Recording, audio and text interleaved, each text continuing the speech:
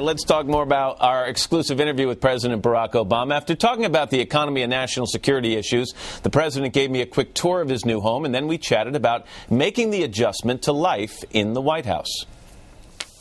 Has there been any surprise in terms of life in the White House? Is something that the White House has you didn't think they had or doesn't have you thought they did have?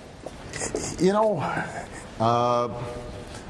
the bowling alley doesn't seem to be improving my game. That's the one Have you thing used I it? noticed. We did. We took the kids down, and I wanted to use the bumpers, but Michelle said, that's all. It doesn't work? You had the gutters at least? That's good. That's good to know. You're not cheating in bowling good. I'm not. You're playing horse on the basketball court. Playing horse on the basketball court. There's a horseshoe pitch out there, so I'm going to have to practice that a little bit.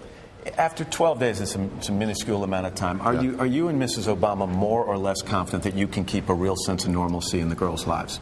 You know, I think that we're going to be okay. Look, Malia is 10, right. So 3 years from now, she's 13.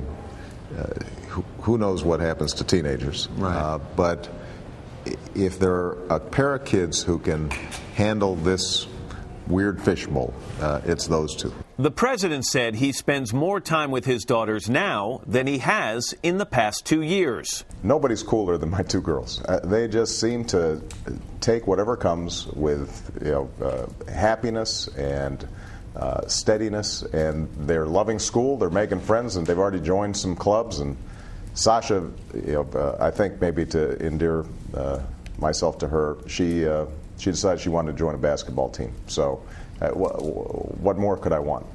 Are you getting to take part in some of the routines? I was thinking, you've been on the road basically for 2 years, although you got home a lot. Right. Now you're all under the same roof, basically for 12 days. Are you there for breakfast? Do you get to read them a story at night, tuck them in bed? How's it going? It's the best deal of this whole thing is it turns out I've got this nice home office. And at the end of the day, I can come home. Even if I've got more work to do, I can have dinner with them. I can help them with their homework. I can tuck them in.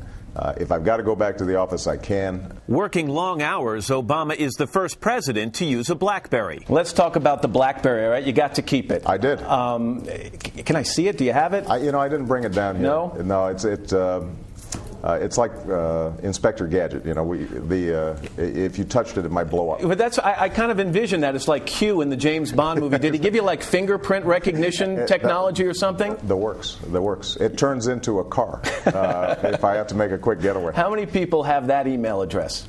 A handful. Look, there are security issues involved, and so we've got to make sure that I'm not creating a situation where potentially people can compromise our systems. But like world leaders, can they contact you on that BlackBerry? Typically, world leaders are going to be contacting me through the Oval Office. They know how to reach me there. Sasha and Malia? Sasha and Malia can always contact me. Oprah?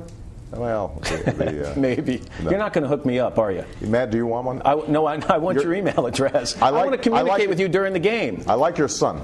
I might give it to him. I'm not going to give it to you. Give Jack, it to your papa, okay? You might get one. Let me end on something. Not only did you just become president, obviously that carries a certain amount of fame with it, but you have achieved a certain rock star status outside of that. Outside of my house. Yeah, well let me show you. This is the current issue of Us Weekly. Right. And here's a great picture of you and Michelle and your daughters. The reason I bring this up, I think it's funny. It's a great picture. Yeah. But I want to show you the cover. Look what they did. They took you off the cover. They cut you out of it. It's a little hurtful. You got replaced by Jessica Simpson. Yeah, who's in a weight battle, apparently. Yeah, oh well. President Obama, it's a pleasure. Thanks for welcoming us to the White House.